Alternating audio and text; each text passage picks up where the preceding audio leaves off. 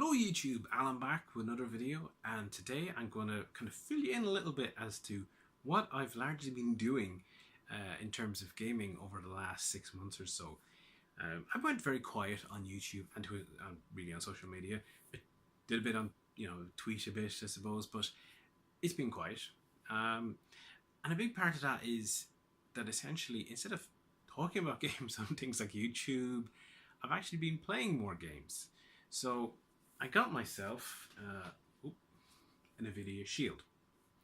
And for those that don't know what that is, it's basically quite a powerful Android box, TV box. And at one point they were positioning it as a console. It's based on the Tegra chipset. It's actually it's a Nintendo Switch, except it's a TV box. And I basically just loaded it up with RetroArch and hooked up to a bunch of emulators with a bunch of games. And it's a funny thing is, I'm now playing games. I don't know how much you can see behind me, but this wall of games that I've collected. A lot of times you get the game, you do your pickup video, you talk about it, you might be excited about the game, and usually I would test a game out, maybe play a little bit and leave it at that. And it's kind of like, it's a rainy day thing, I'll come back to it, whatever it might be, but I just don't play them. And I found that, I had all my systems set up. Again, it's behind the camera so you can't see it, but hooked up to all my retro systems. And for whatever reason, despite that, I thought that would be a convenient means of playing, I did not find it convenient. I think partly because it's wired controllers and stuff like that, and when you got doggos running around, it can, wired isn't the best way to go, so wireless is definitely preferable.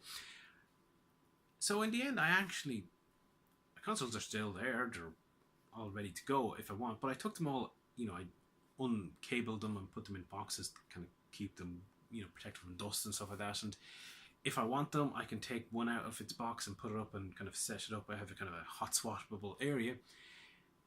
But even with that option, and I still use it a bit, I like the convenience.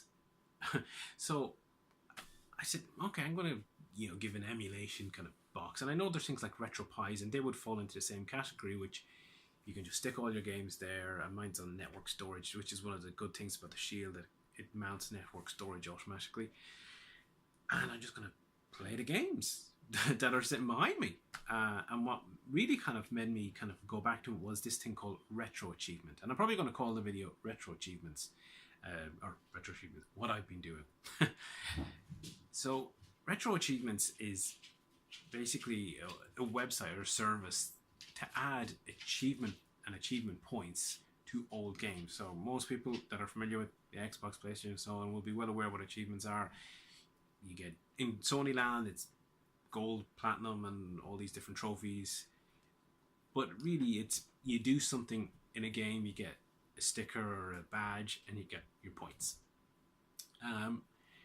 I was never mad into them on modern systems, but for some reason, I really like the idea of them on retro games.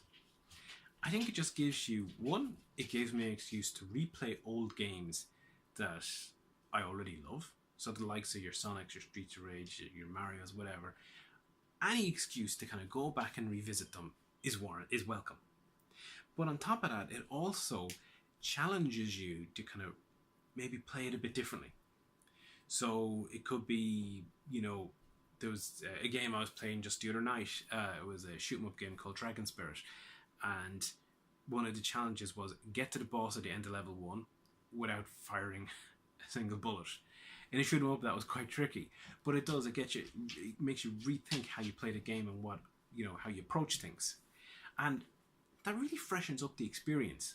You're sometimes so used to playing these games a certain way that it's kind of like, I talk about Streets of Rage as being this game that I'm so familiar with that I test emulators and I test system setups with it because I know what the audio should sound like to me and how it should feel and play. That if it doesn't feel like that, it's just no, it's wrong. But by asking you to maybe play things slightly differently, it does kind of challenge up your preconceived notions. And I just really enjoyed that setup. So I've gotten really into the system of doing, retro achievements, and it's got me playing my games again.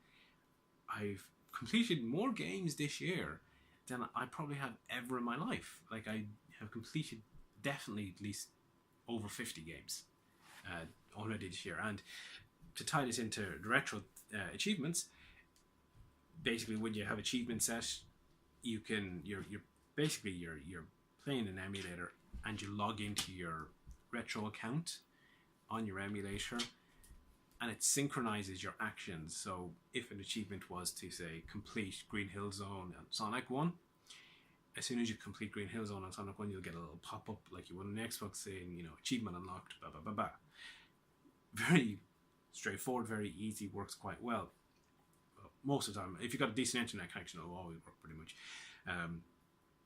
So that's how I set up. I set my NVIDIA Shield, created an account, set up RetroArch, boom. You could basically do the same on a RetroPie, you could do it on a PC. Very easy, very convenient. And the website is so nicely laid out in terms of, you can see all the achievements you've done, you can see, games you've completed. If you complete a game, you get all the achievements, you get a little badge for all the games. So it kind of pushes you to try and get a percentage completion. They also have broken it down between 100% completion and 200% completion. 100% completion is you play the game on an emulator as you would. You often use emulators in PCs. So things like save states and rewind features, they're all allowed. If you play the game with disabling that, they call it hardcore mode. You have no save states, you've got no emulator niceties. Very much like a traditional game then, an old school game, but you can get to 200% completion. So you also get twice the achievement points. So if sometimes worth 10 points, you get 20 points, stuff like that. So it kind of incentivizes you to kind of play with the hardcore setting. You get more points, you get higher percentage completion, but at the same stage, if you want to play with all your emulator niceties enabled, you can do. You're not really prohibited. So it's a really enjoyable setup, and myself, I've been kind of trying to move up the rankings. So they have a ranking where you can see all the players on it and where they are on the retro points and stuff. So currently I'm about 415 on the list. There's about 46,000 players. So I'm doing pretty okay. I'm at 415, not too bad. I'm pretty pleased with that. I'm at the top 2% with 94% completion on average on my games. I'm trying to push that up. Next target is try and get to the top 400, and then after that, hopefully maybe get into the top 1%, whatever that might be. It must not be mathematical because, well, 415 is within 1% of 46,000 people, so I don't quite know how they're doing it. Maybe it's some sort of a weighted curve, because the people in the top 100, they have a lot of retro points. I've 30,000-ish achievement points. The person that is number one has something like 330,000. So, and each game has either on regular is 400 points or on hardcore mode as 800 points. So that's a lot of games you got to complete to get up to 300 and however many thousand. But to be fair, if you get like 100,000, you're pretty much knocking on the door of the top 100. But it's a long journey to go. And I like the way that you can also see, your best days when you got most points and most achievements, and you can see your history of your cumulative graph of where you've, when you've done well and when you've got points. So as I said, it really nicely laid out. And some of the achievements, just off the top of my head, I remember one I actually tweeted about it was, I thought this is not going to be that challenging, but a lot of people had failed it. So I said, this is interesting. I think I can do it. It was Sonic the Hedgehog 2. Complete the game without using the spin dash. I said, well, the spin dash is optional, so that's not that hard a challenge. I can complete Sonic 2. And I said, yeah, let's go. Okay. Started off the game, and it was largely fine.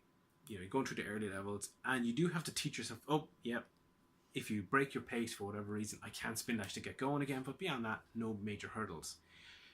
A couple of bits in maybe Carnival, there was a few of those, places where you're expected to do like, high walls, move out, but again, not too bad. You can route around most stuff. It was only when I got to Metropolis that I realised why people are failing this challenge. In Metropolis, there's a few sections where there's basically a vertical wall, and you're meant to go up the wall and then jump onto basically a platform that's high up. If you spin dash, you'll get enough speed up that vertical wall and just jump over, and it's not a big deal. If you can't spin dash, getting the speed to get up the wall is really, really difficult. It took me quite a while to get that done. My hands were quite sore from retrying that particular one. But once I got that, the rest was reasonably straightforward. So that was actually quite an interesting challenge, quite tricky. I can't think of any more that really jump off my head. But I mentioned earlier, this was an excuse to kind of, well, I can replay games. But as I said, there was a whole bunch of games just sitting there that I hadn't properly played. A game I finished recently, really enjoyed.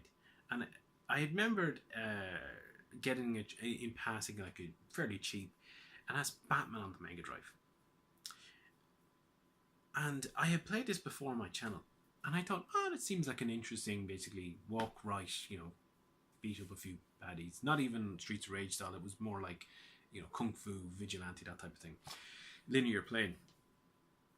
But I played it again, and I was like, man, this is really good. This is actually really enjoyable, and the music was excellent. Really, really surprised me. I should have expected good music because it was Sunsoft back in the era, but I was really surprised. There was a few places where the game was a bit punishing. Could have been a little bit better refined in some of the platforming aspects, because you can platform and you do platform a bit. In fact, I remember in my video that I did a number of years back, I got stuck.